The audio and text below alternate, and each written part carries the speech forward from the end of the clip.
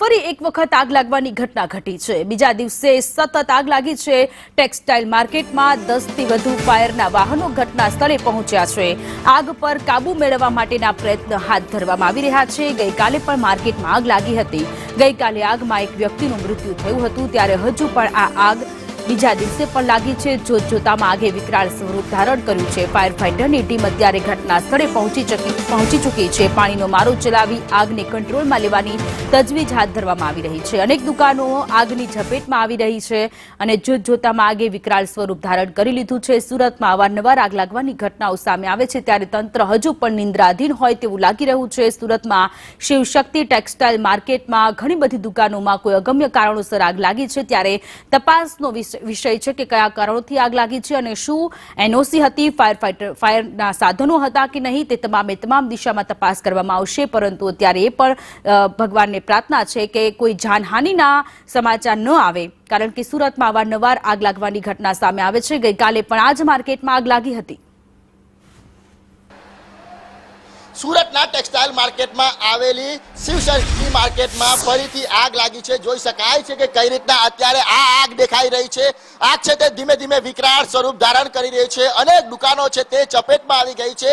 બેઝમેન્ટની અંદર જે આગ લાગી હતી, હવે પહેલા માળ પર જે આ આગ પસરી છે અને આગને ગોટા છે તે દૂર દૂરથી દેખાઈ રહ્યા છે। ફાયર વિભાગો છે તે મહા મહેનતે આ આગ પર કાબુ મેળવવાના પ્રયાસો કરી રહ્યા છે, પરંતુ આગ છે તે કાબુમાં નથી આવી રહી અને ધીમે ધીમે આગ છે તે વિકરાળ સ્વરૂપ ધારણ કરી રહી છે। ગતરોજ પણ આ આગ લાગી હતી। આ આગની અંદર એક વ્યક્તિનું મોત થયું હતું। જોઈ શકાય છે કે અત્યારે કઈ રીતના ધીમે ધીમે આગ છે તે વિકરાળ સ્વરૂપ ધારણ કરી રહી છે। આગની ચપેટમાં અનેકો દુકાનો આવી ગઈ છે। શિવશક્તિ માર્કેટ આવેલી છે, જ્યાં ગાડી ગત રોજ પણ આગ લાગી હતી અને 8 થી 10 દુકાન છે તે ચપેટમાં આવી હતી। પ્રાથમિક તપાસમાં જાણવા મળ્યું હતું કે આ આગ લાગવાનું કારણ છે તે એસીમાં બ્લાસ્ટ થવાના કારણે જે આગ લાગી હતી। અત્યારે જોઈ શકાય છે કે કઈ રીતના આ આગ છે તે પસરી રહી છે। અન્ય દુકાનોમાં ફાયર ફાઈટર છે તે મહેનત કરી રહી છે, પરંતુ આ આગ છે તે કાબુમાં નથી આવી રહી અને અનેક દુકાનો છે તે આ આગની ચપેટમાં આવી રહી છે। આજુબાજુ જે માલ સામાન મૂકેલો છે તે પણ અત્યારે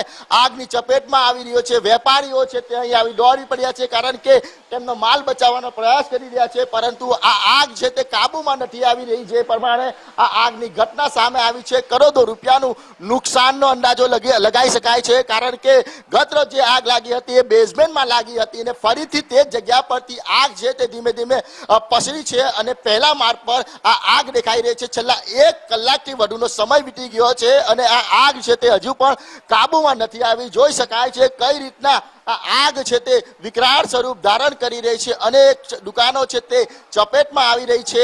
મહત્વની વાત છે કે બેઝમેન્ટની અંદર જે આગ લાગી છે, જેના કારણે ધુમાડો છે તે પસરી ગયો છે, જેને લઈને આ ફાયર ફાઈટરો છે તે સ્થળ પર નથી જઈ રહ્યા। ઓક્સિજન માસ્ક પહેરીને જઈ રહ્યા છે, પરંતુ તે પણ જે કહેવાય કે કામ નથી લાગી રહ્યું, કારણ કે ધુમાડો છે તે એટલો તીવ્ર દેખાઈ રહ્યો છે અને આંખમાં બળતરા થઈ રહ્યા છે, જેથી ફાયર ફાઈટરને જે કહેવાય કે આ આગ પર પાણી મારવાને કાબુ જે મેળવવાનો જે પ્રયત્ન છે તે નિષ્ફળ રહી રહ્યો છે। જોઈ શકાય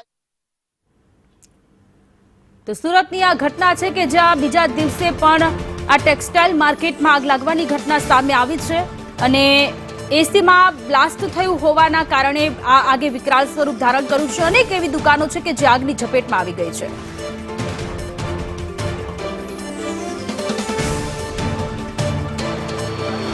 આગ છે તે સતત બેકાબુ બની રહી છે, ત્યારે વેપારીઓ છે તે પોતાનો માલ બચાવવા માટે અહીં દોડી ભાઈ કેટલી દુકાનો છે તમારી અંદર? અંદર પૂરા માર્કેટમાં 700 દુકાન હોય, 700 દુકાન। મારી દુકાન આખી લગી ગઈ, કઈ વચ્યું નથી। નુકસાન હવે કરોડ રૂપિયાનું હોય। હવે દુકાન મંદિરના માહોલમાં બધો સ્ટોક હતો, બધો જડી ગયો, અમે તો બરબાદ થઈ ગયા। કાલે લાગી, કાલે આજે લાગી, હવે અત્યારે 1 કલાક પહેલા અમે માર્કેટ આવ્યા તો પછી ધુવાડો આવ્યો ને બહાર, અંદર જવા નહીં દેતા, અંદર ગયા નથી તો બહાર ધુવા આવ્યો એટલે પછી હાવ થયો, હલ્લો મચ્યો। કારણ શોર્ટ સર્કિટ બતાવે છે, બાકી ફાઇનલ મને ખબર નથી। બતાવો તમારી કેટલી દુકાન છે, અંદર કઈ રીતના નુકસાન? ફ્લોર પર છે 3027-28। હવે જોશું ત્યારે ખબર પડશે, હજી તો કઈ નોલેજ જ નથી। અંદર તો માલ લિમિટેડ હોય, અનલિમિટેડ હોય ને, મેન્યુફેક્ચરિંગ લાઈનના છે તો ના, હજી કઈ કહેવાય નહીં। કેટલી દુકાન છે તમારી અંદર? મારા 1 થી 3 જણા હતા એ હટાઈ છે, ત્રીજે ફર્સ્ટ ફ્લોર ઉપર છે. વિષ્ણુ એન્ટરપ્રાઇઝ નામ પર છે, ભરમનું નામ છે વિષ્ણુ એન્ટરપ્રાઇઝ છે. મારી 2 દુકાન છે, કરોડેક રૂપિયાનો માલ હશે. એક ગોડાઉન છે. ચિંતા તો છે, કેમ ચિંતા નથી. અમે રોડ ઉપર આવી જાય બધાને ક્યાં જવાના બોલો ને ભાઈ. આજે નુકસાન કોઈને હોય તો ખોટો છે નુકસાન ના. બધા માર્કેટ વાળા હાલ ખરાબ છે. જોર કેટલી આગ લાગી ગઈ, પાછી રાતે બંધ નથી, હવાને પાછી લાગી ગઈ, 7 વાગે પાછી ચાલુ થઈ ગઈ છે. બધા બંબાવાળા કામ કરે છે, ફાયર બ્રિગેડ વાળા બધા એનું કામ કરે છે. કેટલી લાગી ખબર નહીં પડે. હજુ તો જોર અંદર જો કેટલી લાંબી લાગેલી છે. જોઈ શકાય છે કે અત્યારે આગ છે તે બેકાબુ બની છે અને આગ છે તે ધીમે ધીમે વિકરાળ સ્વરૂપ ધારણ કરી રહી છે.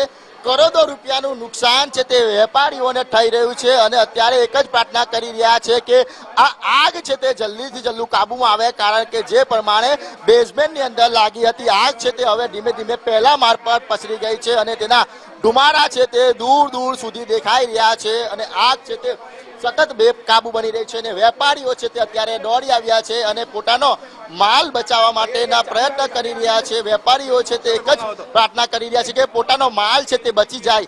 આગ છે તે ધીમે ધીમે વિકરાળ સ્વરૂપ ધારણ કરી રહી છે. શિવશક્તિમાં ગઈકાલે પણ આગ લાગી હતી ને તે જ જગ્યા પર ફરીથી આગ લાગતા વેપારીઓ છે તે દોડતા થયા છે. તંત્ર છે તે સતત આગ બુઝાવવાના પ્રયાસો કરી રહ્યા છે. છેલ્લા 1-1.5 કલાકથી આગ લાગી છે, પરંતુ આગ છે તે હજી કાબુમાં નથી આવી રહ્યો. માલ છે તે બળીને ખાક થઈ રહ્યો છે. કેમેરા પર્સન અજીત પટેલ સાથે મનીષ પરમાર, સંદેશ ન્યૂઝ, સુરત. અને હવે આગળ